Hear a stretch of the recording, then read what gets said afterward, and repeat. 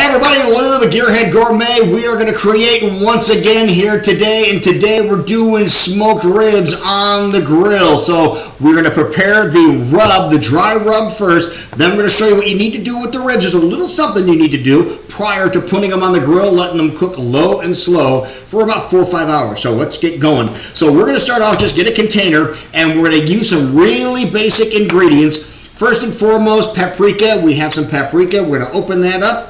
And we're going to get about a tablespoon of paprika here. And if you have a little more, don't worry about it. You're going to utilize it anyway. Now, it's a good idea to keep an eye open for when the ribs actually get dumped all over the place. That's close enough. So, good idea to keep an eye out for when ribs are on sale. They're a little pricey.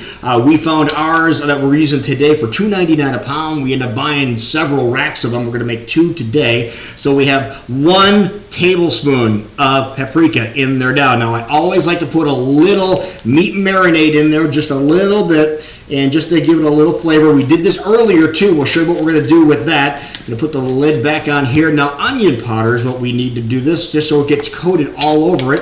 And same type of thing. We're going to do just a little shy of a tablespoon, as you can see there. So we're going to put that in just a little shy of a tablespoon because we're going to add some garlic powder too. And once again, we're using powder because it's going to be able to coat the ribs a little easier. Put about a teaspoon of garlic powder in there. Now we're going to switch gears here a little bit. We're going to go over here. Cumin. How many people love cumin?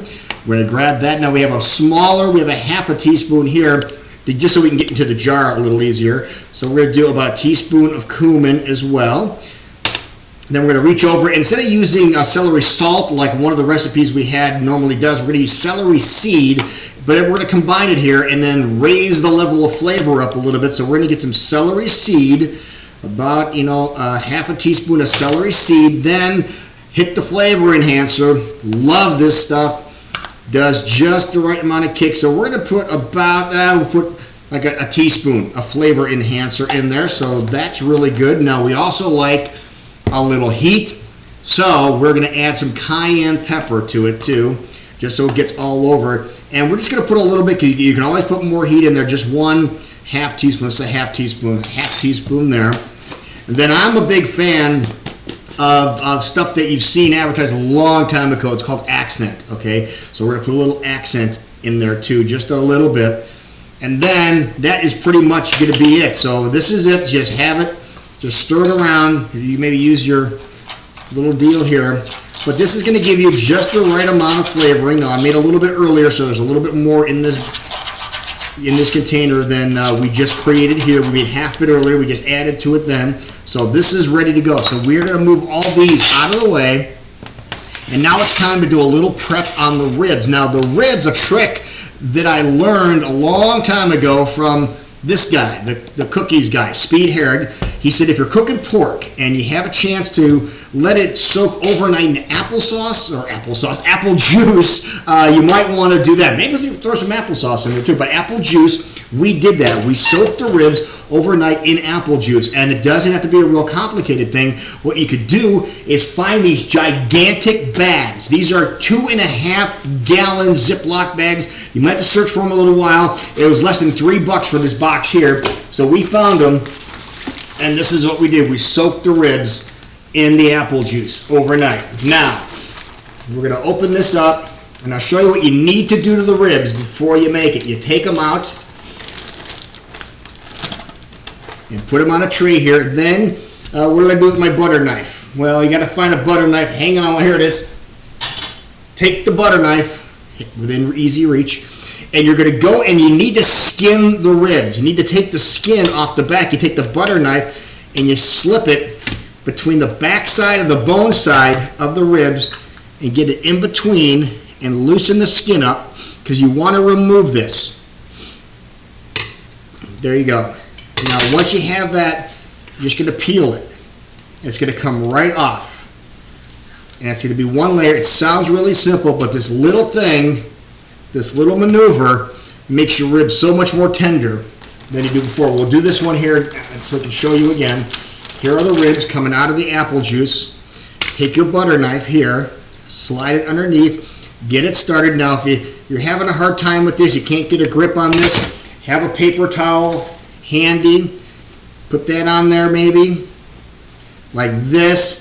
If you have a pair of pliers handy, again, Gearhead, like I told you, hang on to it here, and then try to pull it off, and it should come over. So maybe reach your fingers underneath and start pulling on this, and it will come right off. Here you go. There's your skin off of that. Now, these are done.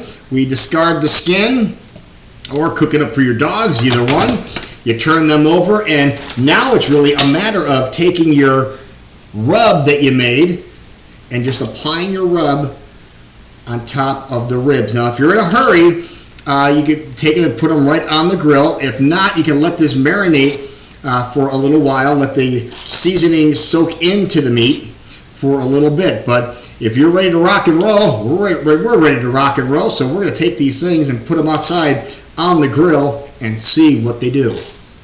We take the ribs and we're just going to place them right there on the grates. There's the big one. There's the little one. Then we're going to close it, dial it back down. There's actually a smoke setting on this one, so that's really nice. So we're going to let it do its thing now. The smoke's going to permeate the meat, and when we come back, hopefully we'll be able to take this and just shake the bones a little bit and have the meat fall right off. We'll see if the creation does work. What we have is 203 degrees. There it is. So not looking too bad. So let's take this and see what it looks like here. And the idea is you want to have this meat just fall apart. It is very hot. I can't grab it with this. So we'll try to see if we can. Oh, look at that. Can you see this? There it is. There's the meat. Is this tender?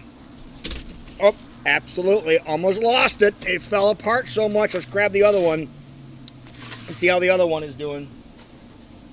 Again, it does have that crust on the outside. We'll stack it up here so you can see it, and we'll see if we fold it over, if it will break open, which it does. There you go. There is your ribs, your fall apart ribs on the grill. I don't know if it gets much better than that.